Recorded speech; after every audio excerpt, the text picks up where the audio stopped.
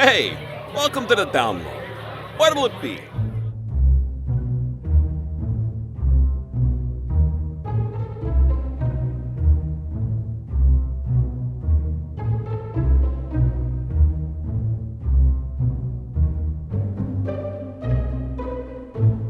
Greetings and welcome to another episode of the Lowdown at the Down Low, a show where I, your host, Jason Braden, gets face-to-face, or rather voice-to-voice, with the talented cast and crew of the audio series Heroes of Extinction. Now today on the show, I have the pleasure of introducing the talented and the lovely Courtney Shaffer. Hey, Courtney, how are you doing today? I'm doing well, thank you. How are you doing? I'm great. Thank you very much for taking your time to be on the show today. My pleasure. Awesome. So typically in a lot of these interviews we've done, we just usually start with a bit about yourself, who you are, and what do you do for a living right now? Well, I actually am a full-time actress and voiceover artist in the Los Angeles area. And when I'm not doing that, I am dog sitting. So a lot of dog snuggles between the acting gigs. That's amazing. My son actually just recently got a job doing the same thing, but not like locally. He actually goes to a city and they have some kind of ranch and he watches over like lots of dogs, dozens of dogs. Amazing. Yeah. So do you do that as like one of those on one of those apps or something like that? Like, yeah, I'm actually part of rover.com. Rover. Yes. My stepdaughter did that one too.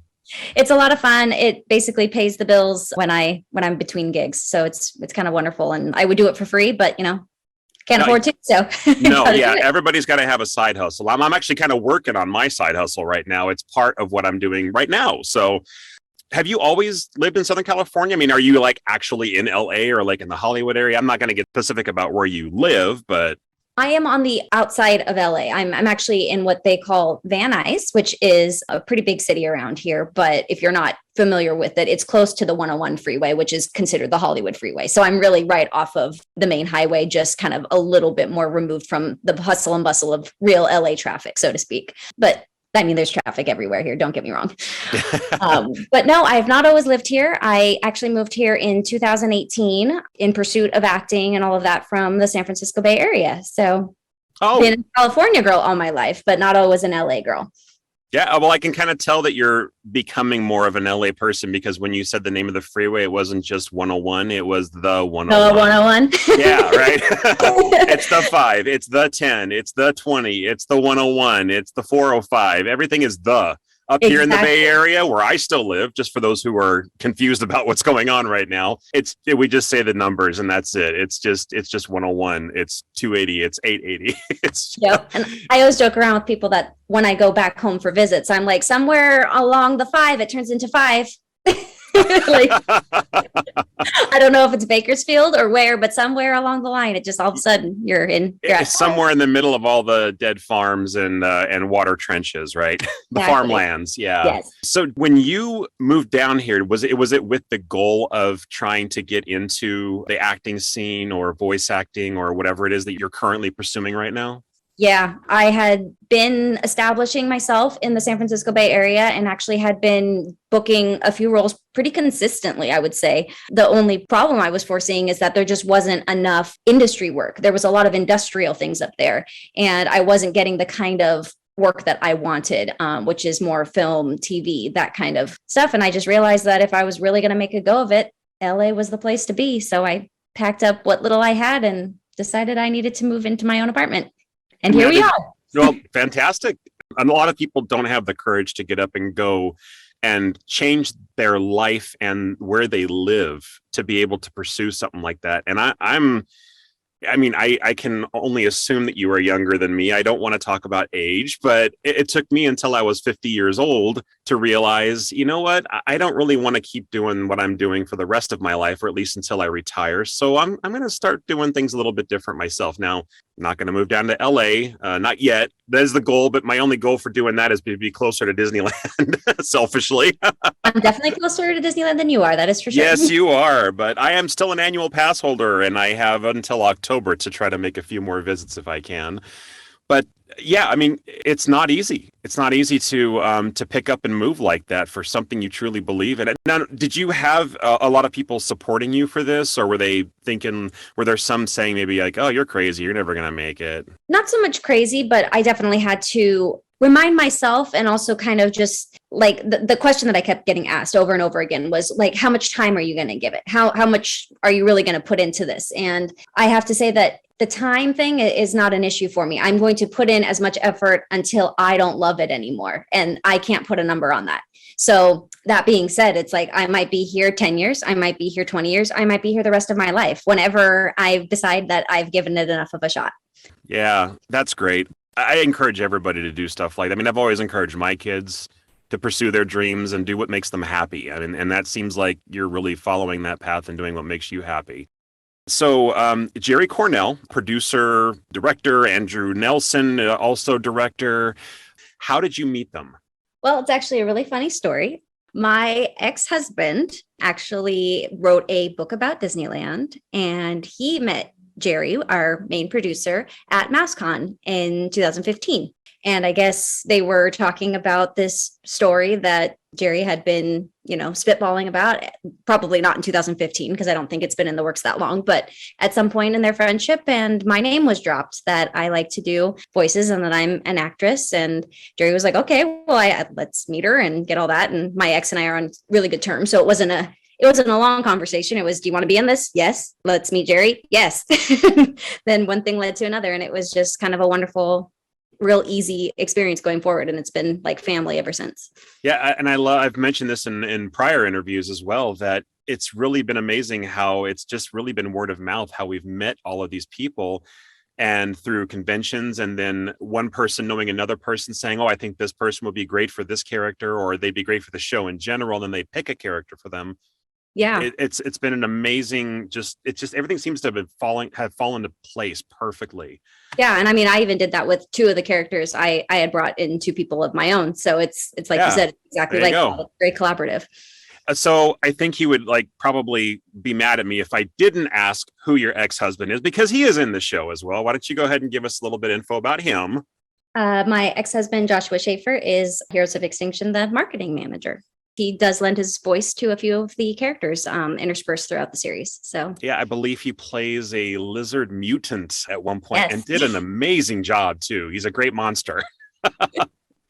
I guess he would appreciate hearing that. I mean, I think he would. I would love to hear that kind of a compliment about a voice recording that I did, but he's not known for that, I know. And at the trade shows, and I think kind of what launched him was this whole not pin trading. He does the fun facts. He's the fun fact guy. Fun fact guy. Yeah. Right. Even line at Disneyland. Did you know? That's his biggest phrase. Yeah. I remember MouseCon in November last year. Do you like fun facts? Was the first thing that he led into every time somebody came by the table.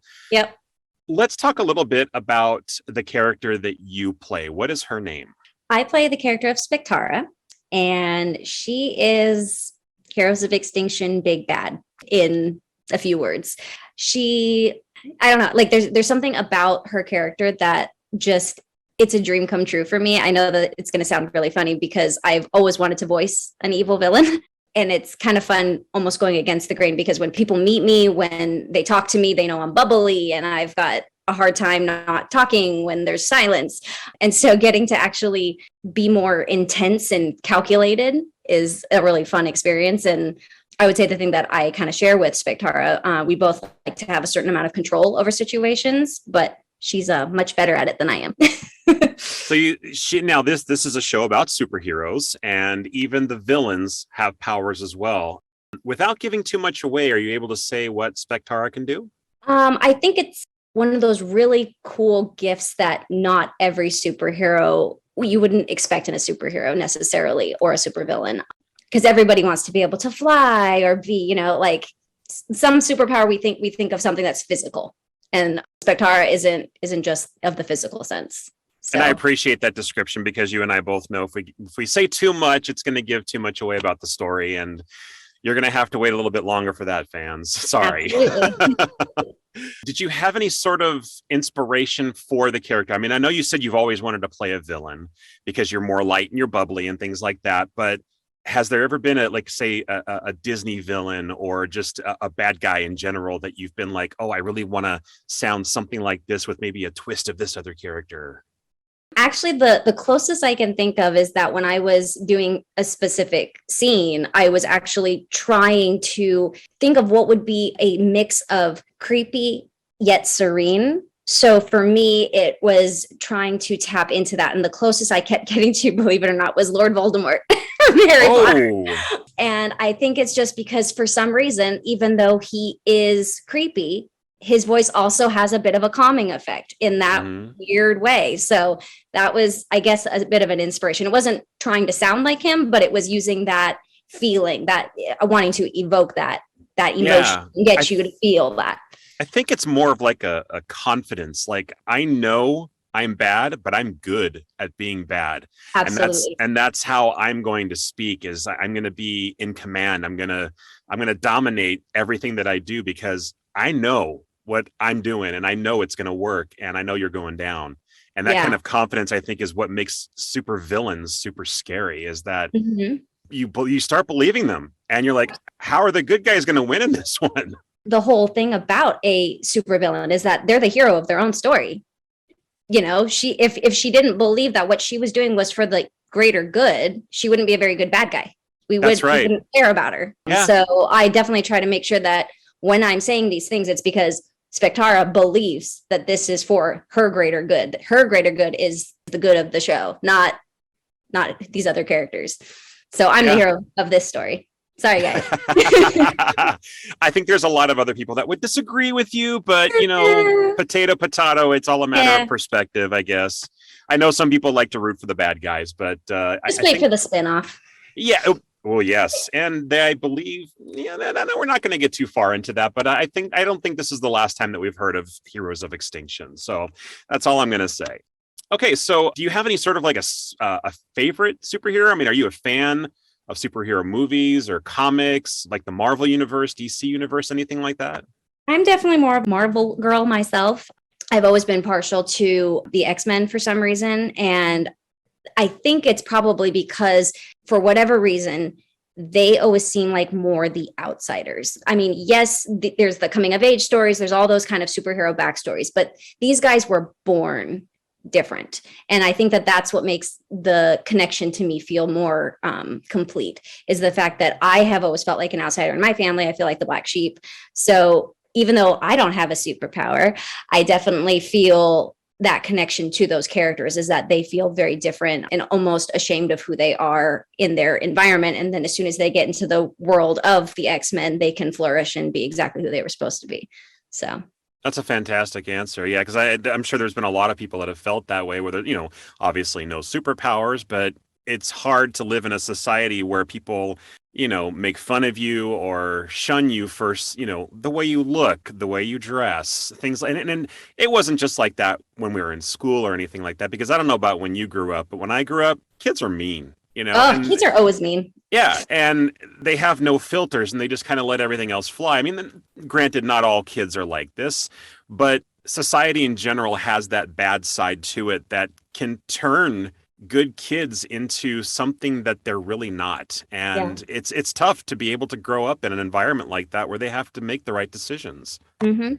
So let's go ahead and hear a little bit of your character. We're going to go ahead and set up a scene here where you are interacting with Dr. Lewis, who is played by Fran Gauci, somebody that I've had the pleasure of interviewing as well.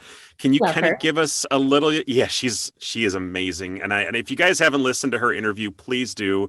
Please listen to her character. She is a force. And Courtney, you and Fran, I think, are probably, it's a close second for like my favorite female characters in this show, because you guys are so like just confident in the way that you sound. And it's, I'm going to let the clip speak for itself, but can you actually kind of set it up a little bit and tell us what we're about ready to hear?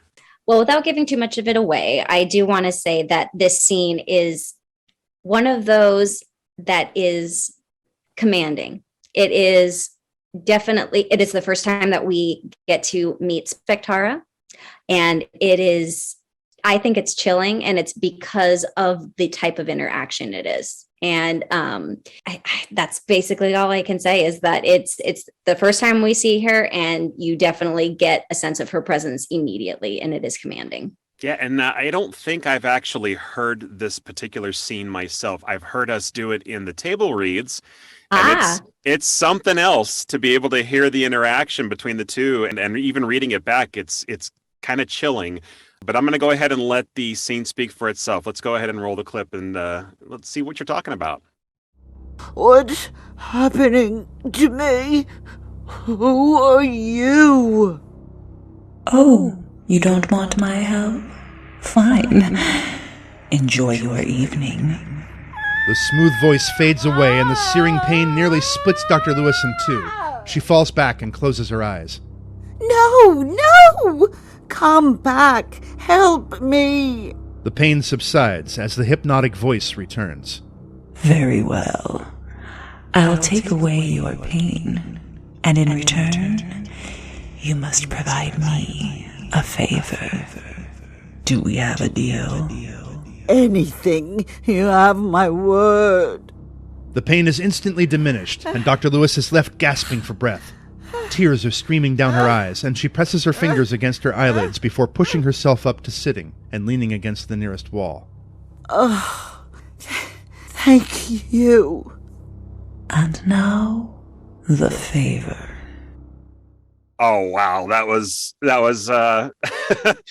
I have no words. This show has been super inspiring, and I feel lucky. I feel blessed to be a part of such a great team of people. And it hasn't been more of a team, but more like a family, because even during the table reads, which I was mentioning before we played the clip, we have always just kind of gelled. Everybody's just gotten along fantastic. And I think it's because, like you were saying earlier, we all kind of know each other from a certain friend of a friend, and we all have the same common goals and the same common interests, whether it's voice acting or writing or producing or, you know, superheroes, amusement parks, whatever. We've got that nerdy side of us that connects with this story. And I don't know what you're talking about. Yeah, come on. No nerd here. Don't be shy. A lot of people would say that when they watch superhero movies that's nerdy, but I don't really care, because nerds rule. All right. Nerds rule. Nerds rule. So, because like we've done a lot of table reads, and I know you've been a big part of that, obviously, and we do really act well as a family. Has there been any sort of, it's going to be kind of a hard question, because we don't want to give too much away about what we've read so far that the public hasn't heard, but have you had any sort of memorable moments from any of those reads, or just any feelings that you've gotten from them, similar to what I mentioned about being a family, or anything different that you might feel? Well, I would say that for me specifically, I'm that person who doesn't like to read the script when we receive it. Every single time that we are doing the table reads, that was a first read through for me. So that, I think, in itself is the fact that it's different every, like, yes, we have family. Yes, we have all these amazing actors that you've said. I'm not going to discount any of that. But like, to me, the magic is in the fact that I get to hear it for the first time with all the talent that we have. And that to me is where it's special, because if I was to read it on the paper, yes, it's still great. And our playwright is absolutely amazing, and she definitely nails it. But the fact that I get to see it for the first time in my mind's eye with the character voices, it's just, to me, it takes it to that next level. So you're more of a impromptu kind of a person. You don't like to really study for what's coming up per se? I think because of the fact that it is written, it makes it easier for me to be present in the moment and let it organically happen based on the way I'm hearing other people speak to me. It feels more like a real life situation versus a calculated, this is the choice I'm going to make. If it happens to be where it's the wrong choice, yes, of course we can rework it. But having it be a table read, the magic really feels like it happens because I'm allowing myself to take it as I'm hearing it from someone else and give it back to them in a real sense of time. And if it's real time, then I'm going to be as honest as I can be. And I can totally appreciate that. That makes a lot of sense. I mean, obviously, unless you're given direction by Andrew Nilsson is who we're talking about, who has been an incredible director for this particular show, and also is our narrator, who sets up almost every scene perfectly for us and makes it that much easier to be able to know how to respond to a scene. Yes, and definitely has the most dialogue out of all of us. Yeah, I think he kind of, I don't think he quite realized that when I did his interview, I don't think he quite realized how much he had to do talking before he decided to take on that responsibility. But he's audio shows, man. Yeah, he's done an amazing job so far, as well as everybody else. And I honestly can't wait to see how it's all put together for everything. So do you have any future projects coming up that you want to talk about, or even whether it's with Jerry, with Andrew, anybody else in the crew, or even personal ones that you want to talk about? And if not, that's fine. I understand confidentiality, NDAs, blah, blah, blah. If you don't want to talk about that, then, it's a perfect time to go ahead and plug anything like your personal website, what you're currently looking for, etc. Well, I am always trying to stay involved in this business because it is constantly evolving and changing and all of that. So I try to keep my ears to the ground and make sure that I am submitting myself to all these roles, because I am not currently represented by anybody. So if anybody's listening, but that being said, is that one of my first loves has been theater, and I'm consistently going out for the theater companies around here, around my house. And I was actually just cast in a show, and it is a retelling of the classic Cinderella, and it's set in the future, so it should be kind of neat. I'm actually kind of interested in that. I mean, I know we kind of talked about that off mic a little bit, but I didn't realize it was in the future. So how far into the future are we talking? Are you able to say? It doesn't actually give us any indication in the script. So I'm excited to see where the director decides to take it. It could be, 10 years in the future. It could be 100 years in the future. I'm not really sure, but it was written in the 80s. Okay. So my favorite decade. Right? Mine too.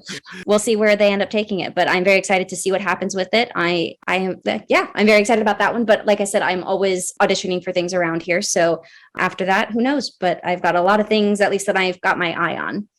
If anybody, I was just gonna say that if anybody is curious about it, I have my website, which is my name, CourtneyShaffer.com, as well as my Instagram, which is the @ Courtney Shaffer, THE Courtney Shaffer.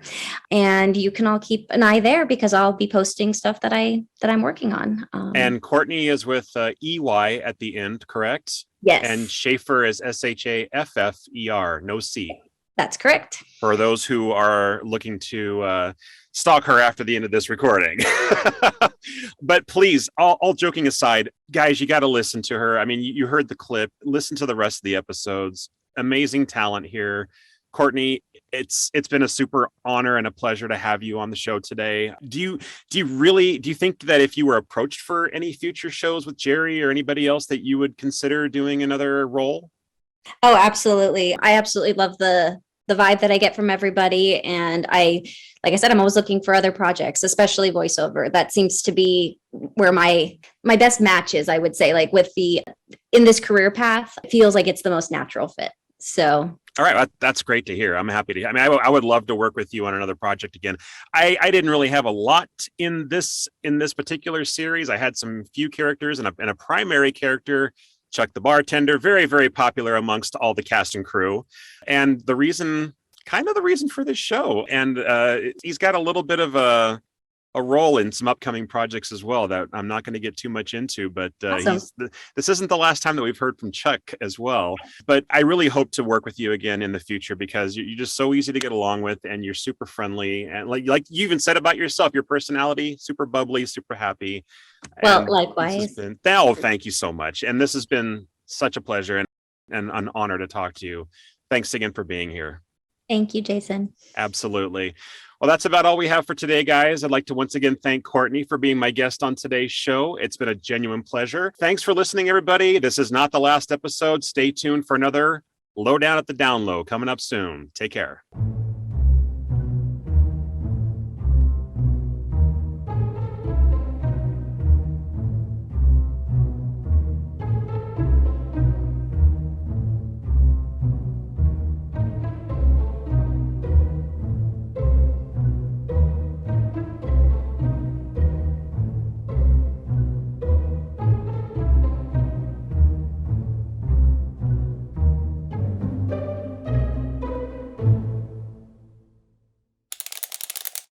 All great stories begin with adventurous ideas.